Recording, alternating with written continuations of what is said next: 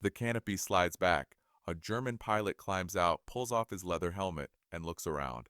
His blood runs cold. The aircraft on the flight line aren't Messerschmitts. They're Spitfires. The uniforms rushing toward him aren't Luftwaffe gray. They're Royal Air Force blue.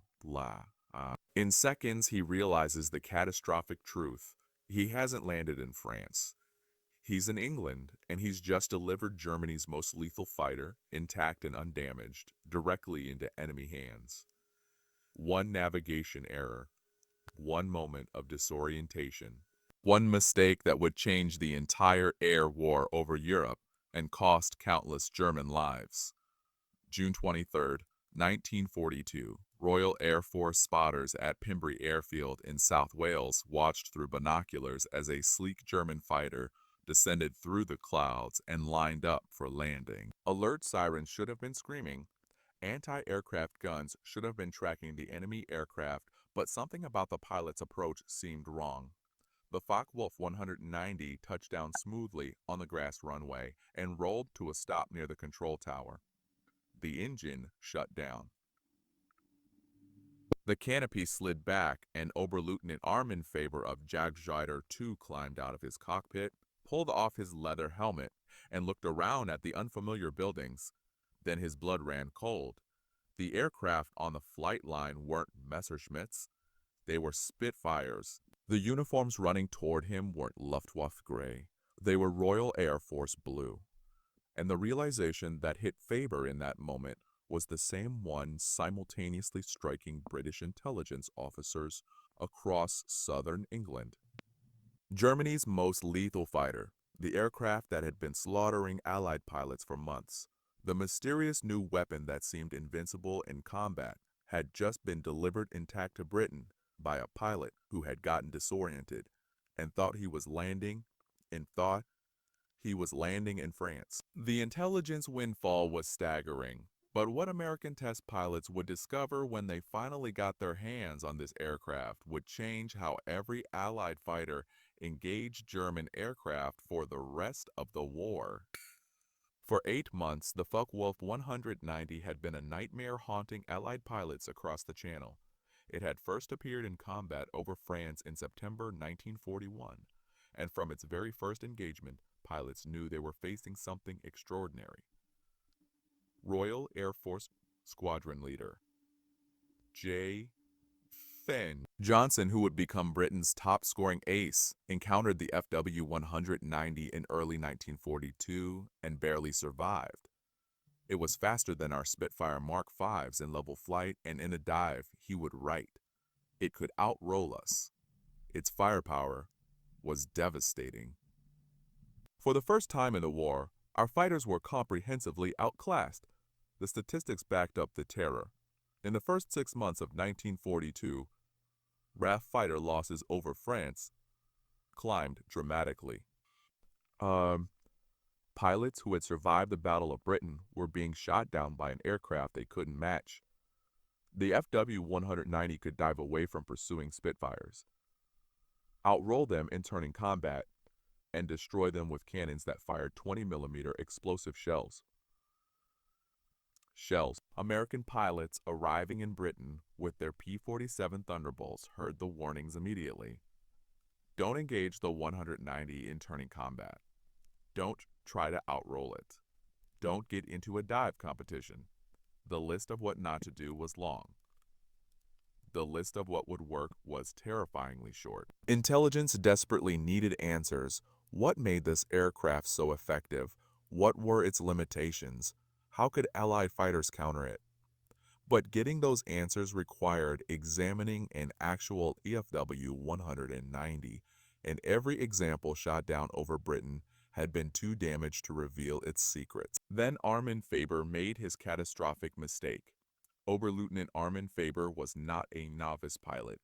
At 21 years old, he had already scored multiple victories and was considered a skilled member of Jagdscheider II, the elite Richthofen fighter wing.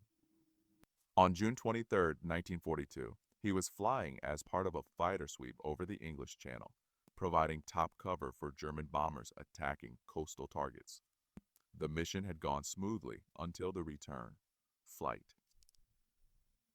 Somewhere over the channel, during aggressive maneuvering while engaging British fighters, Faber became disoriented. Cloud cover obscured the coastline. The sun's position gave him false directional cues. And when he broke through the clouds and saw a green countryside with an airfield below, his mind made a simple but catastrophic assumption. He thought he was over France, looking at a Luftwaffe base.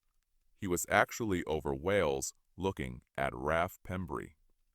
The mistake seems impossible in hindsight, but combat disorientation was more common than militaries admitted. Pilots flying at high speeds through clouds, pulling high-G maneuvers that affected blood flow to the brain, sometimes lost their sense of direction. Faber had done a 108-degree turn during the dogfight and simply didn't realize it. When he landed and saw the Spitfires, Faber attempted to restart his engine and take off again, but RAF personnel were already surrounding the aircraft. Within minutes he was in custody, and British intelligence officers were examining the pristine Focke-Wulf 190 sitting on their runway. The immediate reaction at RAF headquarters bordered on euphoria.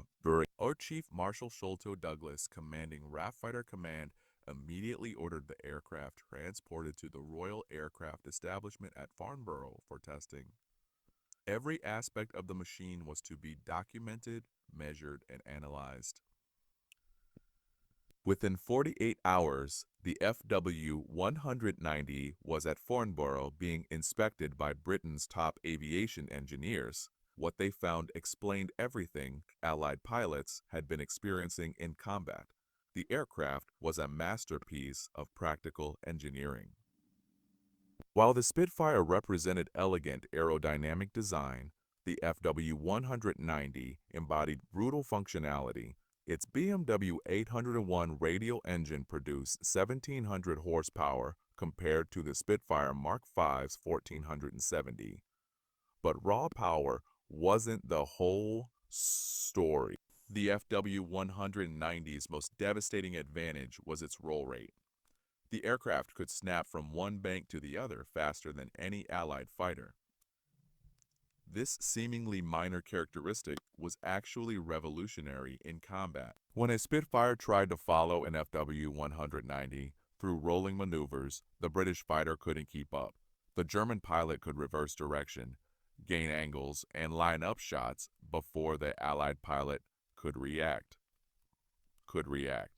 British test pilot Captain Eric Brown flew the captured FW-190 extensively and immediately understood why Allied pilots were dying. The ailerons were light and responsive at all speeds, he reported.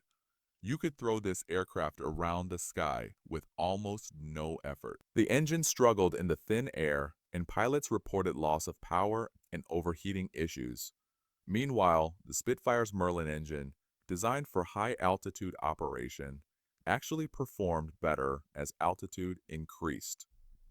They know not to follow us into rolling scissors. They force us high where our engines labor. They've learned, he wrote in his combat journal. The captured FW-190 remained at Farnborough throughout the war, serving as a reference aircraft for evaluating new German variants as they appeared.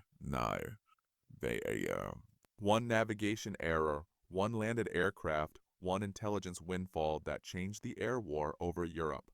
That's how America got Germany's secret fighter, and that's how a single mistake shifted the balance of power in the skies.